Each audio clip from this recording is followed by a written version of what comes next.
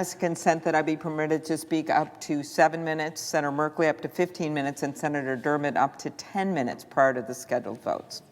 Is there objection? Without objection. Thank you. I want to thank my colleague, Senator Grassley, the Republican lead on this bill, Senator Blumenthal, who has done so much work in the area of competition and protection of children, and Senator Hirona, who came to the floor today, as well as our original co-sponsors of this bill, with many more supporters out there, and that includes Senator Durbin, the chair of the Judiciary Committee, Senator Lindsey Graham, the former chair, Senator Kennedy, Senator Cory Booker, Senator Josh Hawley, Senator Lummis, and Senator Warner. So as we noted, as you heard the speakers today, this is a real world problem. This isn't something where the tech companies can say, just trust us, we've got this. I think anyone that heard the whistleblower a few weeks back in Commerce knows that is not true.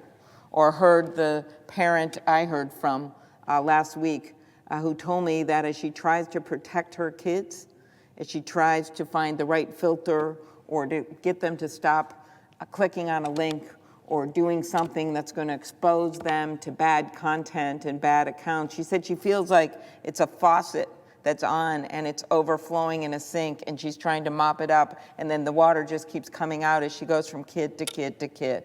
I think that pretty much sums it up for how a lot of parents feel right now.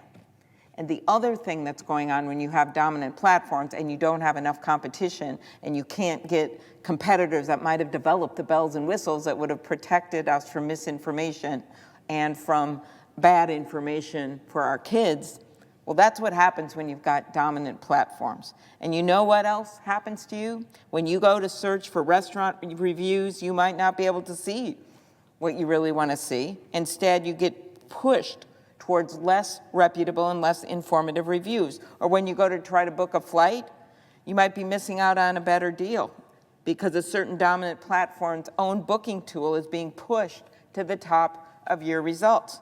You're basically getting ripped off. That's it, plain and simple. It also means a dominant platform using non-public data, stuff it gathers from you. And by the way, one example, Facebook makes $51 a quarter off of every one of the pages that is sitting here in front of us, off of Senator Merkley, who's patiently waiting to speak. $51 a quarter is how much they make because they've got access to all this information, and then the ads get targeted to us, and we don't get any of that money. Dominant platforms using non-public data that they gather from small businesses can use their platforms, and this is in the retail space, we're talking here like Amazon, to build knockoff copies of their products and then compete against the people that we're paying to advertise on their platform. This isn't your local grocery store chain selling store brand potato chips to compete with a brand name product. This is Amazon using incredibly detailed non-public information that they get from their sellers on their platform to create copycat products and box out competition from small innovators. What does it look like? In one case, an employee of Amazon's private label arm accessed a detailed sales report with 25 columns of information on a car trunk organizer produced by a small Brooklyn company called Fortum. In October 2019, Amazon started selling 3 trunk organizers of its own. When shown the collection data Amazon had gathered about his brand before launching of their own product, Fortum's co-founder called it a big surprise. Yeah, I don't think most of us assume that trillion-dollar companies put their troves of data to work boxing small businesses out of the trunk organizer market, but it happened. That's why we're here supporting the American Innovation and Choice Online Act. Yeah, you've got to update your competition laws when they haven't been changed since the internet was invented.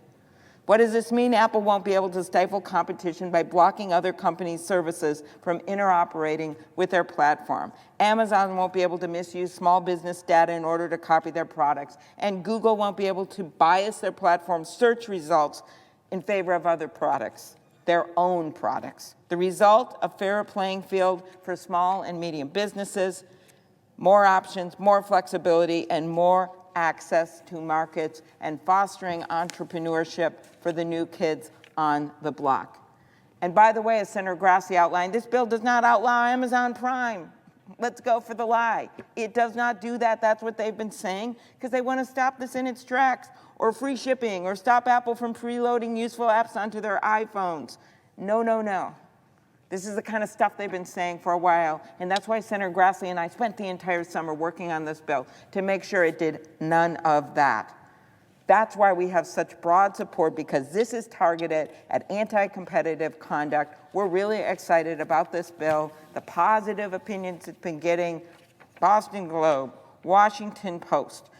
Finally, a promising piece of tech antitrust legislation in Congress. I think there's other ones, but that's what they said in their headline. So, common sense rules of the road for major digital platforms, allowing them to continue to operate their businesses. We're glad for these products. We like these products. We want to keep these companies strong, but they don't need to engage in this kind of behavior.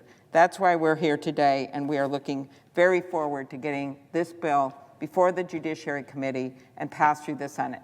Thank you, Madam President. I yield the floor. Madam President.